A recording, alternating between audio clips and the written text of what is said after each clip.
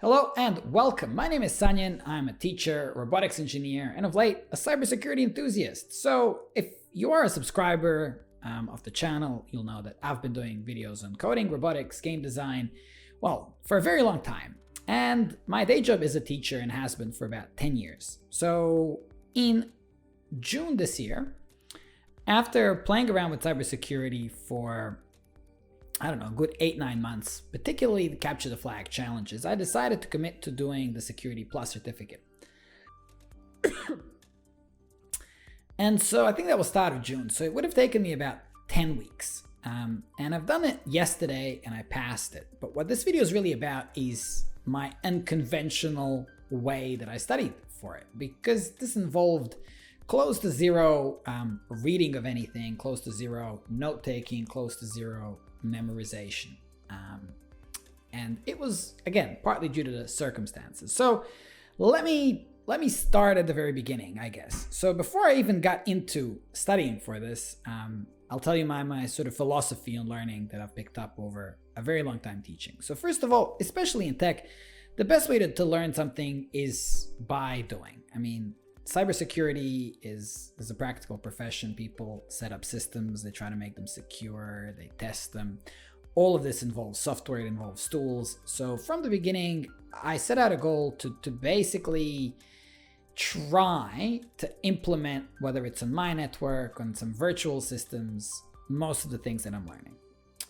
The second principle I applied is I like to learn from many sources, particularly if somebody explains, like even if I think someone's the best sort of educator in an area, if I don't understand what they're saying, I'll try to look at that material from a different teacher, a different source, maybe a book or some other animation. The thing that, I've only been really marking exams for the last 4 years of my teaching career, and I've just had a clear realization that the students that really attain the knowledge well and in the long term and are actually getting the most out of my classes didn't care about the exam. Like, they didn't care if a concept was on the exam or how I was going to examine it. So it dawned on me that the more you obsess about the exam and what the exam requires, the less you're going to sort of focus on the concepts and the actual underlying stuff you need to learn. So I just, from the beginning, I have the aim of passing the exam, but in general, I want to try to focus on the concepts that are covered and not worry too much if I'm going too deep or maybe not deep enough. Just, I'm aiming for understanding. With that said, with everything that you learn, always ask. If you're not starting from learning by doing, always ask, well, what can I do with what I've learned? And if the answer to that is nothing, then you're really not learning anything useful. Finally, I guess I would always look at how people who successfully learned what I want to learn, how they did it. So my first port of call was watching videos like this one. And in there, I've got, some ideas that I ended up using and some stuff that I didn't. The consensus is generally that, you want to get an online course. Jason Dion's on Udemy is the most popular. I got that one. You want to take handwritten notes because you supposedly remember better with handwritten notes. You want to use flashcards to help memorize stuff. You want to read the study guide to kind of understand the big picture of stuff. And there was a video that suggested one thing that actually made a big impact on me. It said, like, if you could teach what you're learning. I happened to be teaching an elective that was teaching cybersecurity, so that really worked out for me. I guess it's not going to be something that everybody watching this can apply. So here's how I ended up, like I said, doing it with zero reading and zero memorization. I just started to work on the course by watching the Jason Dion lectures, taking handwritten notes. But pretty soon, my wife and I were looking to, rent out our apartment, move into a bigger house. So that meant moving. And as circumstances happened, it took us 2-3 weeks of running around to find a place, but then the place had a mold problem, then we had to move out, and that took another 2-3 weeks of running around till we found a second place, and then another week or two to settle in. So in this 10-week period, I basically had zero free time for, I would say, 6 or 7 weeks. So my original plan was to basically listen to these lectures, take notes, try to write some scripts, try to be practical on the computer. That all went out the window. I was basically running around in the car. And I figured in all my spare time, I was just watching lectures on the Udemy app on my phone. I was on wireless headphones and listening to the stuff. Initially, I was a bit concerned that, oh my God, I'm not remembering 2/3 of what I'm listening to. And I'm also stressed about other stuff. But then I kind of realized, okay, just try to write down what I don't understand so I could look it up on other sources later.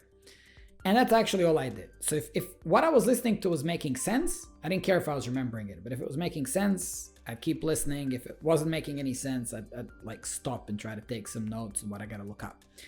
And so I completed it took me, probably did about 45 minutes a day. So I completed the course in about a month, just listening to it.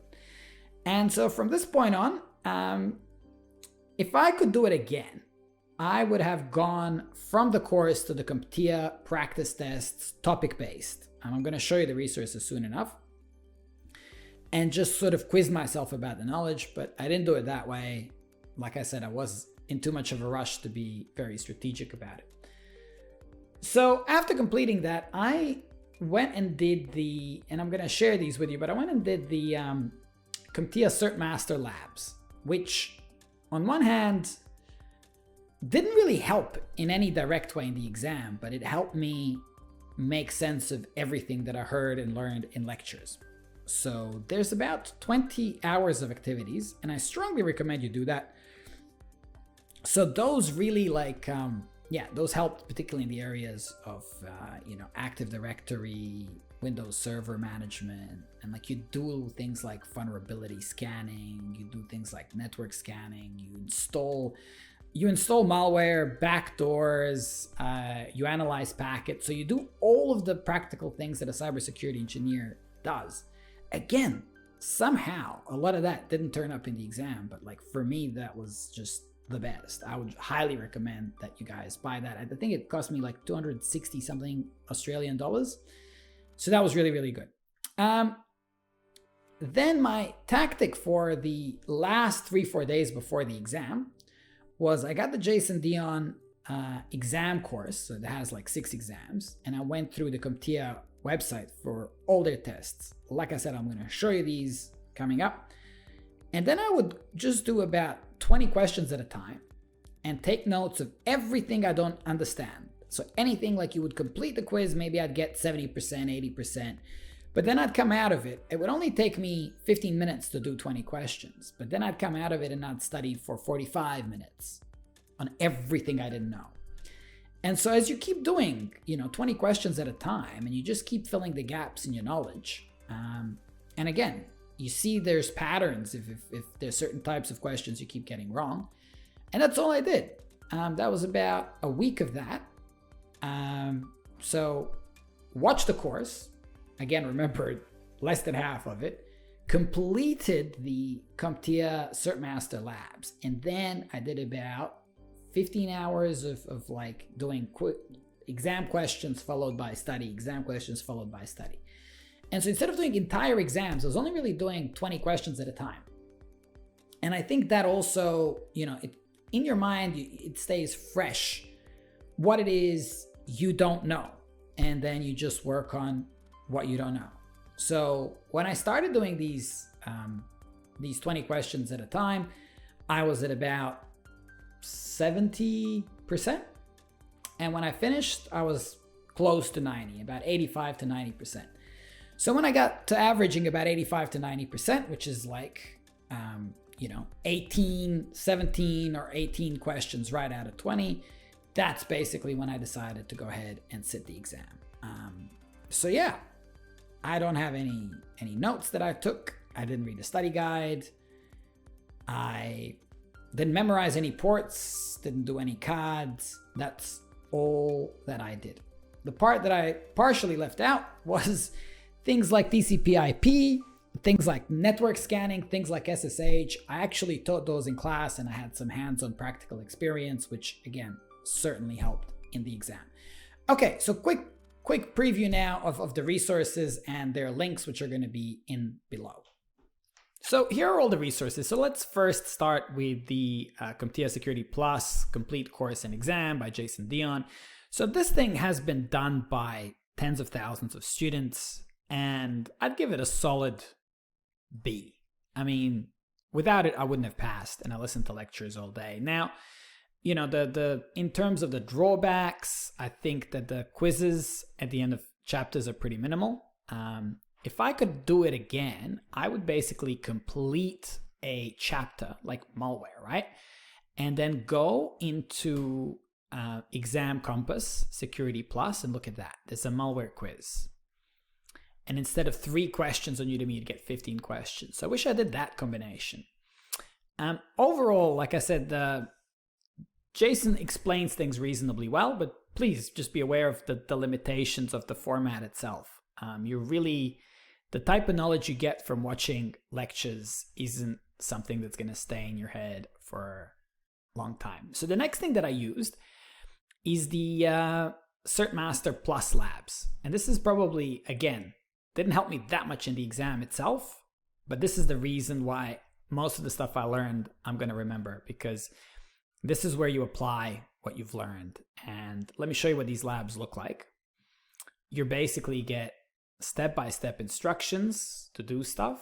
I mean, for example, this is performance baseline, so you can watch how a server operates while it's under a DDoS attack, for example. And you've got 4 machines. I mean, DC1, this is going to be, I think this is like a standard Windows server. This is a mail server. This is a Kali. And I don't know what RT1 local was. Yeah, some type of text interface. Could be an Apache server.